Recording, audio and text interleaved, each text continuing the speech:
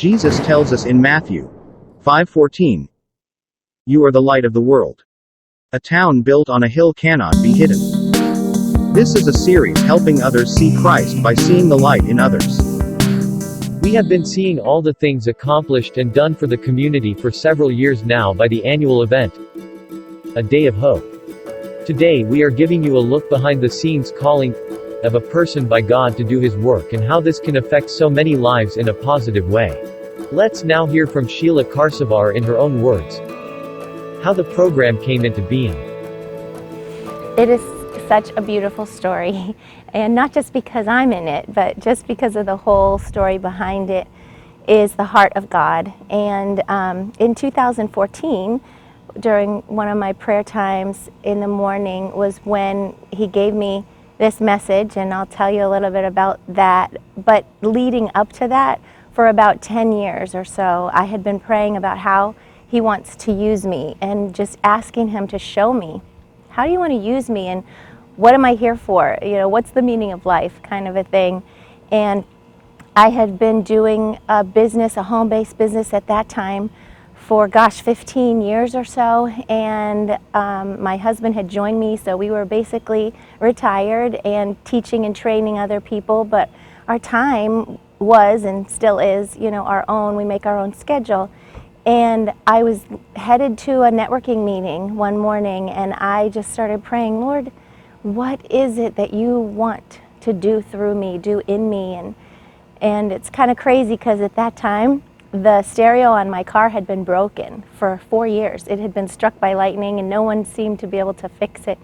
But all of a sudden I realized my radio was on. And this sounds absolutely crazy, but my radio was on and there was a song playing and the chorus was, "Greater things are yet to come, greater things still to be done in this city." Some of you may know that song. And it just kept going on and the chorus was just playing. And then I realized, oh my goodness, my stereo is broken.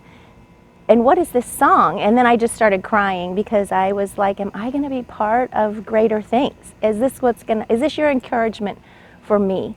Because I had just been praying, Lord, tell me something, talk to me. And so, fast forwarding, a lot of things happened over that next decade, really. Just, I was praying to be more bold in my faith, and He was giving me opportunities to do that. I would get these little thoughts, you know, say this to that person, or do this, or give them your sweater that they just commented on, and I'd be like, oh. Now we can see from the progression of the story, God is answering Sheila's prayers and is reaching out to her. So what happens when we do not answer and do what God is asking us to do? Okay, I'll do it, because I had learned when God had asked me to do something at one point, and I chose to wait, and because of choosing to wait, I never got that opportunity again, because the person that I was supposed to talk to had passed away before I got to see her again. And so that moment was when I said, Lord, when you tell me to go, I will go. When you tell me to say, I will say. I don't care who is around me. I don't care what their opinions are. I don't care, because your opinion means the most to me, other than other people. So, now you have the secret to this. It is about getting the confidence to move out and totally sell out to God. So, fast forwarding now, 2014, I'm sitting doing my quiet time, and I was actually watching a video that Joyce Meyer, she's a female preacher, was doing, and she was going into inner cities around the country and giving school supplies and things like that, and also a message of hope.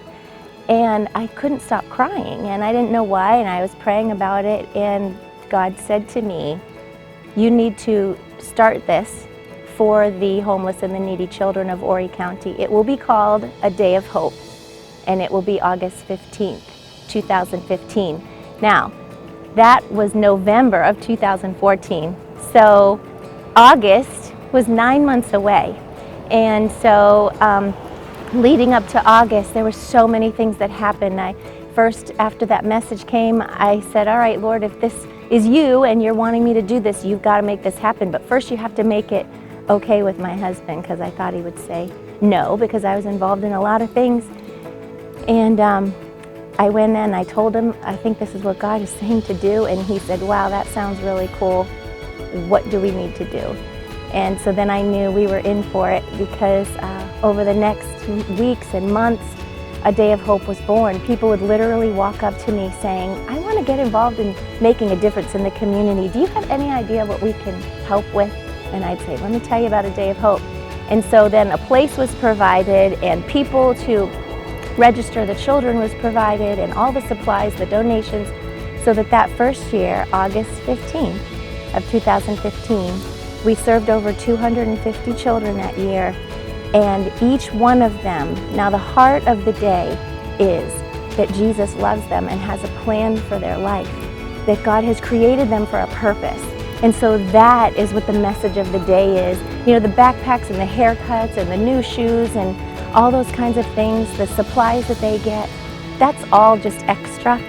But the heart of the day is that they were created for a purpose, and that's something they can grab onto and that they hear every single year, every single time. And we have stories and among stories of children who leave with hope on that day, and it's incredible. So that's a long answer for your question, but that is really how it got started. We want to challenge you today to search the way you are portraying Christ in your life. Do others see Christ in you? We all need to witness by example and let others see Christ in us.